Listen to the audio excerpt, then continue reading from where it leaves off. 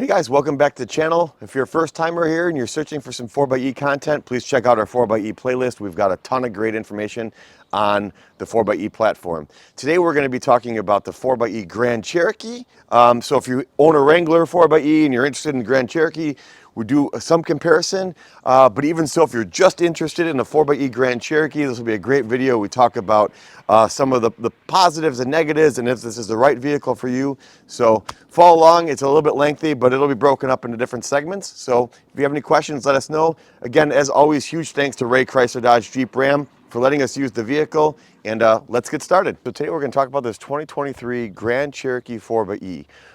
I'm not here to convince you that electric vehicles are the way. I'm not here to convince you that the EV or a plug-in hybrid EV is going to change the future, but I am here to educate you. A lot of people don't understand. This is a plug-in hybrid vehicle. When it runs out of battery power, you're not stranded. It does increase fuel economy. There's an argument about how this really protects or helps the environment. We'll get into that a little later, but again, the purpose of this is just to educate you about this vehicle. So even if you're not a hybrid lover or maybe you're not sure if this is for you, watch this video with an open mind and maybe we can at least educate you about how this vehicle works and you can decide with a little more information if this is the one for you. So one thing that sets it apart is you'll notice the little blue edge on all the badging on the Grand Cherokee. That's one way to tell it's a 4xe. So we've got our E for our charge port here. Again, we've got our blue badging on the side around the edges that indicate it's 4xe. And if you come around to the back, we've got our 4xe badge back here. Besides that, it's just like a regular old Grand Cherokee. So let's take a look under the hood. So here we are under the hood of the Grand Cherokee 4xe. So let's talk a little bit about what propels this vehicle. So under the hood of this is a turbo 4-cylinder motor attached to an additional 135 horsepower electric motor. The Grand Cherokee is now only available in a 4xe hybrid, which includes the Turbo 2.0 or the V6. Let's have a moment of silence for the Hemi V8. But don't be too sad. Here's why. This has combined with 375 horsepower and 470 foot-pounds of torque. It's actually almost a half a second faster than the V8 Hemi-powered Grand Cherokee. This is no slouch. The V6 version of this is 0 to 60 in a little over about 7.5 seconds, and the 4xe is about 5.5 seconds. So by all means, it's a faster vehicle. It's equivalent to the V8. You're losing that V8 sound, but you're not losing the power. And some may ask, well, what happens when the battery is dead? You do not lose any degradation of power, even when you have a dead battery. So here we are inside the Grand Cherokee 4xe. Again, we're going to focus specifically on what makes this a 4xe versus a review on the actual 5th generation Grand Cherokee. Watch our other video for that. But right here we've got some buttons and we've got hybrid, electric, e-save, and then a fuel door. The fuel door button is a little different. Most of the Grand Cherokees don't have an electronic release. This one, when you push it, it actually releases pressure in the system, which helps keep the fuel fresher longer. So you'll actually have this. Sometimes there's a couple second delay. You've got hybrid, electric, and e-save mode, which we'll talk about that in our drivability portion of the vehicle. And then on the dash, there's a couple different gauges that we'll get to as well that separate this from a normal Grand Cherokee. Let's show you in back where the batteries are. That's the only other thing that's going to be a little different on a 4xe versus a standard Grand Cherokee. Back seats do sit a little bit differently because like the Wrangler, you've got batteries under here. Normally this back seat would not come up at all. There's 2 tabs under here, which I've kind of got pre-popped just for the video purposes. But if you look under here, this is where the batteries reside. There would really be no reason to come into this compartment unless for some reason you are doing some sort of service work on the vehicle. So that is really the only difference. You do sit a little bit differently in the Grand Cherokee 4xe compared to the other one just because of the batteries. I'm 6'1", and I have this seat is actually all the way back because I was driving it earlier, and I still have actually plenty of room, so at no point do I think the battery under here is a negative notation to the vehicle. We're inside this 4xe, and we're just going to talk about little things that set it apart. Without going into full detail, this one does have the Luxury Tech Group 2, which includes a lot of nice features such as You've got sunshades in the back. You've got a power moving steering wheel. You've got the electronic digital display here. You've got not power wipers. You've got rain sensitive wipers. You get the proximity key, so as you walk up. So this package includes a lot of nice benefits. I would highly recommend it.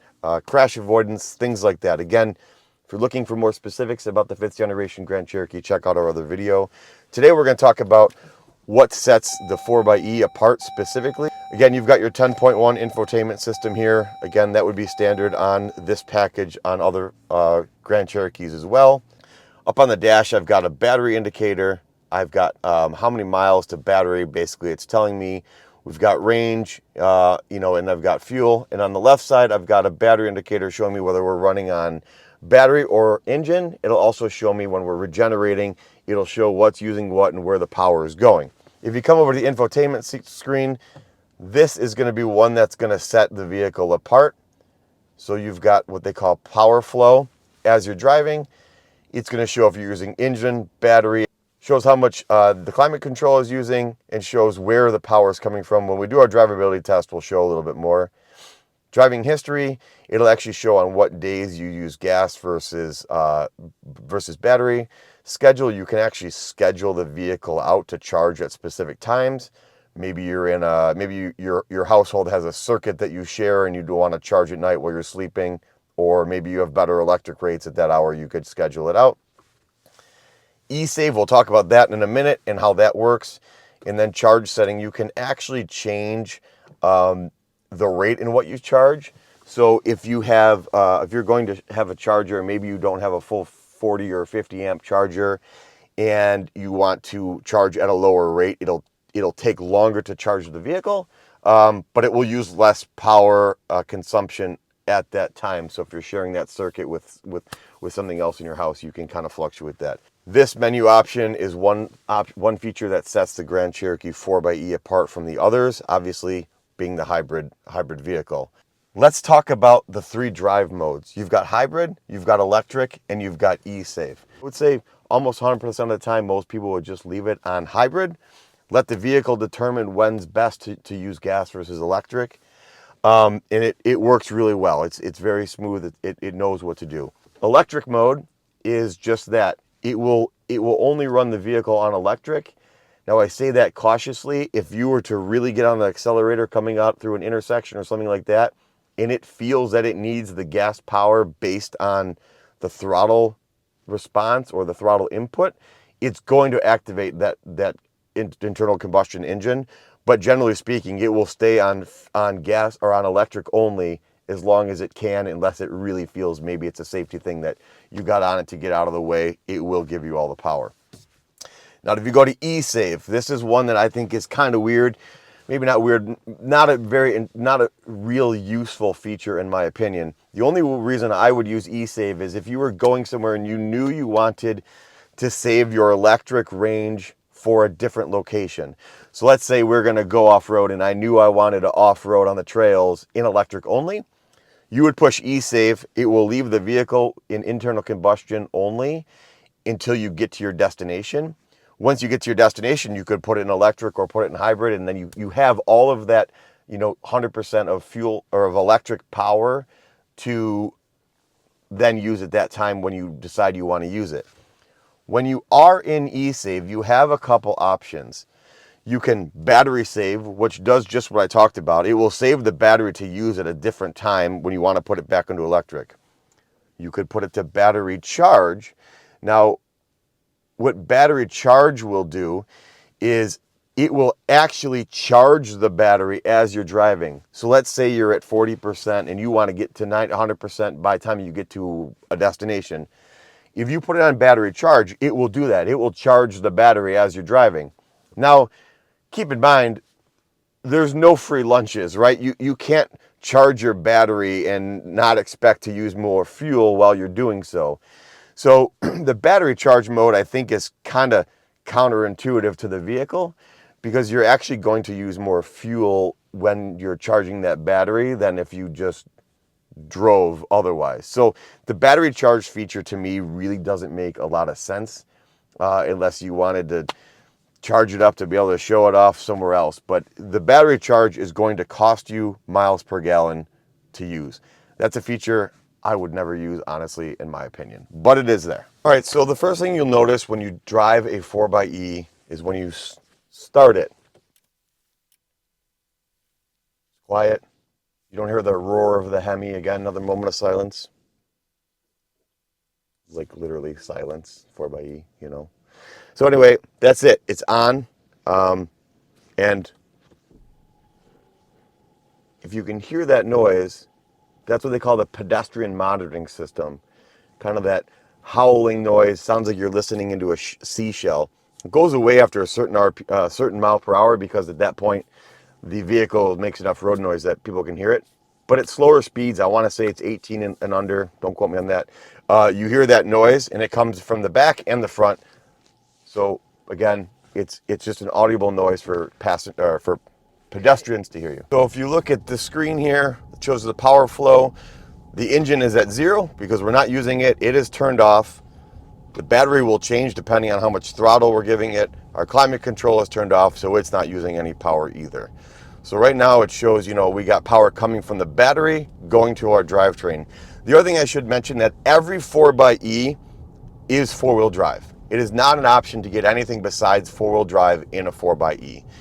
Now you'll notice as we brake, we're negative. We're putting power back into the battery. Now, one thing that you shouldn't think is that the regenerative braking is enough to actually charge the battery. It won't do that. It does help slow the vehicle down. You can basically one pedal drive this, and we'll talk about the regenerative braking button up here. But it is, you're not going to gain extra miles with your regenerative braking unless I suppose you were going down a mountain for a couple miles. We are in hybrid mode right now. So if I were to get on the gas, you'll see I've got engine and battery power, both. Now, if I let off the gas and we're back to coasting or throttle and we're not have a heavy throttle response, the engine will turn off and we'll go back to just full battery. Now, I can also force it to turn off by pushing the electric button, and now it will stay in electric like we talked about earlier, but for some reason I give it a heavy throttle response. Even though we're in full electric mode, you'll watch, it will still turn on that engine. So it is not, the parameters are less, but it still is not 100% full electric in the simple fact of I think it's safety where if you really had to get out of the way, it's not gonna eliminate the power you have in the vehicle. So the other thing we should talk about is regenerative braking. There's a button here. The vehicle does do regenerative braking regardless if this button is on. This is what they call max regen braking. So when you push this and you let off the throttle, it will instantly start braking. Now, if you've ever driven a golf cart or something like that, electric golf cart, they have similar ideas. It feels much like that. It will provide more power back to the battery. Again, the power gains are not very significant, but over time you can, if you're at 0, you'll toggle between 0 and 1%. So I'm not on the brakes, slows down significantly. Again, we'll make a turn up here and you'll see that I won't use the brake pedal, and we'll come to a stop well enough that I won't even need brakes. So you'll see we're putting power back in. I'm not touching the brakes. We're slowing down and make my turn, never touch the brakes. The other thing you should know about the brakes is they are not only mechanical brakes that you typically would have on a vehicle, but they do also activate the regenerative braking as well. So the braking system on a 4xe, you likely would get a lot more life on these pads than you will a standard internal combustion engine. We talked about the silent operation. As you can tell, I mean, it is really quiet. The vehicle itself is well insulated. It's got very minimal road noise. But we also talked about comparing this to the hybrid 4xe Wrangler. So we've owned a Wrangler for about 2 years. We bought one when they first came out in 2021. We've had 30-some thousand miles on it.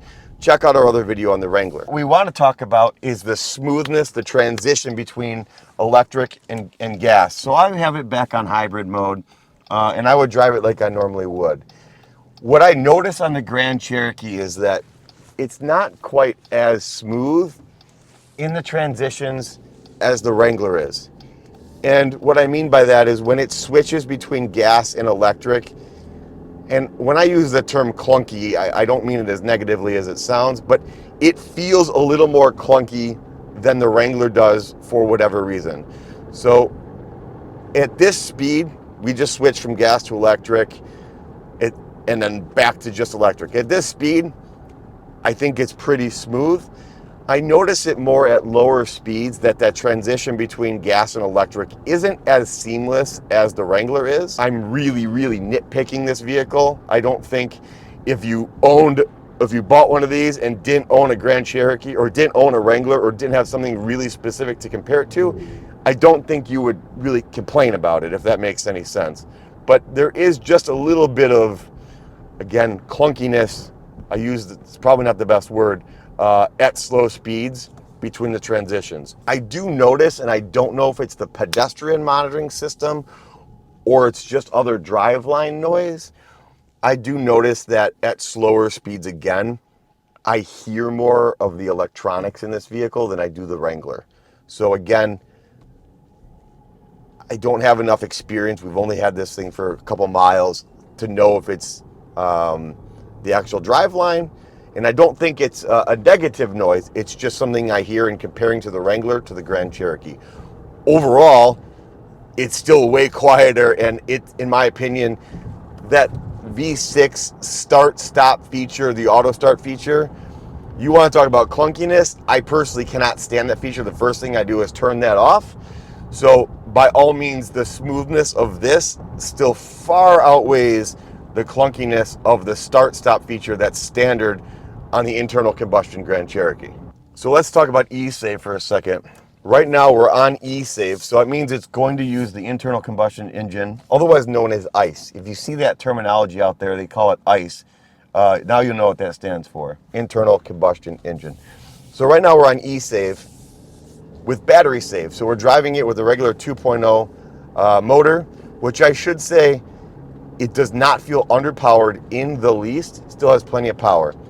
If I put this to battery charge, you can actually almost feel the drag. You can almost feel that you've added that extra component to charge the battery. Notice we're actually putting power back into the battery. So we're using our gas engine to power the battery. And again, at what cost? Because there's, you're using your engine power to power the battery. That's not free miles per gallon.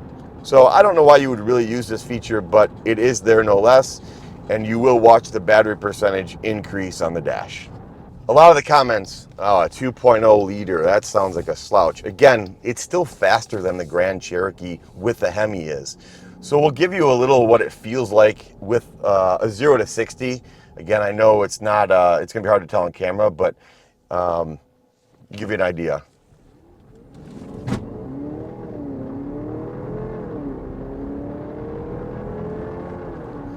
So 0 to 60 is still almost a half a second less, 0.3 seconds less than the Hemi V8. So plenty of power. The vehicle can still tow with over 6,000 pounds. So you've got a lot of towing. We'll talk about charging, we'll talk about miles per gallon, and let's talk about if this is the right vehicle for you. All right, so here's where the charge port is. We talked earlier, you push once, just kind of like a fuel door would be. This one doesn't have a rubber cap on it like the Wrangler does. I don't know if the Wrangler's supposed to be more rugged, more waterproof, but I actually kind of like this better. It's one less thing you got to deal with. You pop it open, and you've got two options to charge. You've got a level 2. You notice this nice heavy cord, or you've got a level 1. Now the Jeep will come with this level 1 charger. You can plug it into a standard 15 or 20 amp outlet. Again, if you're sharing power with something else, you can throttle back on how fast it charges on the screen itself. So maybe if you don't have a solid 20 amp charger, you'd want to throttle it back. But at any rate, with this charger in full charge mode, you're about 14 and a half hours to charge the vehicle. With this charger, you plug it in, it's going to bring you down to about 2 hours to charge. So when we plug the vehicle in, you'll notice we get these indicator lights on the dash. Same as the Wrangler, it's going to flash a few times. You're going to hear your charger kick in, and now we've got 1, 2, 3, 4. The fifth bar is blinking. When the vehicle is done blinking, done charging, all the indicator lights will go off. I actually think it'd be cool if it, actually left one of the indicator lights on telling you it was full charge, but I guess at the end of the day, you'll know if you're plugged in and the indicator lights are off, you're charged. So kind of like a cell phone, it tells you how far along in the charge you are. We were at 90-some%, so we're gonna top it off with the last charge. So a standard V6 Grand Cherokee gets 18 and 25 miles to the gallon. 18 around town, 25 on the highway. Those numbers fluctuate by about a mile per gallon versus two-wheel drive versus four-wheel drive. This obviously only comes four-wheel drive, but you are 23 to 24 miles a gallon. So around town, 23 miles a gallon. On highway, you actually go down to 24 miles a gallon. We'll talk about if this is the right vehicle for you in a second, but let's talk about charging. People get hung up on, well, how many miles per gallon does it charge? And is it better for the environment? And, without getting political, I understand there's a whole rabbit hole we can go down there, right? My honest opinion is, sure, I understand this isn't free power. This comes from a power plant. End of the day, this does save me money but it's all in how you charge. So again, we have the 4xe, watch our other videos, but my wife drives a 4xe and she drives 60 miles a day. We get 30 miles, give or take, on a charge, and she can make it to work on electric and home on gas. So her Wrangler, which a normal gas Wrangler would get 18 miles to the gallon, when she commutes to and from work throughout the season, she's a teacher, so she'll get, let's be realistic and say 30. It's probably the low side, but let's say she gets 30 miles per gallon. So she went from 18 to 30 miles per gallon. Now I know I'm paying for electric and whatnot, but at the end of the day, it's still a huge savings plugging this in. Now, when she's off for the summer and she's not taking 60-mile-a-day trips, she's taking short trips, right? Maybe it's, I'm gonna go drop the kids off at soccer or cheer or whatever it is, and drive 10 miles, come back, plug in again, recharge. Go to the store a few miles away, come in and recharge. So now if you can recharge without going on empty, that's where you're gonna see the real gains. You might see 50 miles per gallon, but miles per gallon MPGE, we could go into a rabbit hole of how it's calculated. At the end of the day, it's kind of, you can break it down to really how many miles did you get and how much fuel did you put in that tank. So whether it's a Grand Cherokee or a Wrangler, is the 4xe platform right for you? Great question. Here's my take on it. If you're the type of person that does a lot of highway miles and you're driving hundreds of miles a day and you do just bulk trips a lot, honestly, I would say the 4xe is probably not the vehicle. At the end of the day, they get comparable gas mileage. If you never charged it, they get comparable gas mileage to the internal combustion vehicle. So is it worth the extra money for the 4xe? Probably not. If you're the type of person that, again, drives hundreds of miles, this isn't the vehicle. If you're the type of person that does shorter trips, you're not doing consistent road trips with it, and you can plug in every night or multiple times a day, or if you've got charging at work, even better. Maybe you stop at the store on your way home and you charge there. Great. This is definitely the vehicle, and you will definitely see some gains.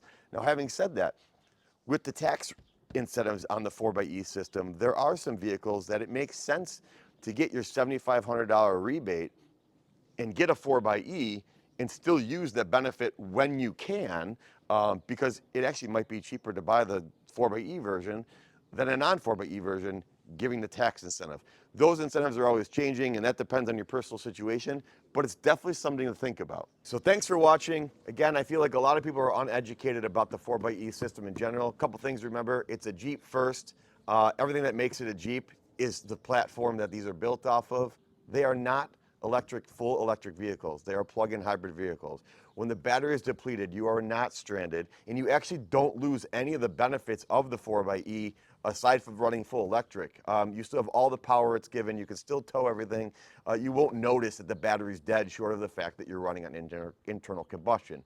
Long trips, you can still get in this thing and take a long trip. So those perceptions that are of the 4xe should not be there. At the end of the day, consider purchasing one. Thanks to Ray Chrysler Dodge Jeep Ram for letting us take this out. Again, I'm a huge fan of the 4xe platform. Check our other videos. Go drive one. I'm typically not the demographic for this type of vehicle being full electric. For me, this is a great bridge. You get a lot of benefits without being in a full electric vehicle. So thanks for watching. Please, as always, give us a like and subscribe. Go check out Ray Chrysler Dodge Jeep Ram. They've got a nice selection of these things. The salesmen know a ton about them, and so do their technicians. So great relationship with Ray over there and with their dealership. Follow us on Jeeps on the Run. Thanks again for watching.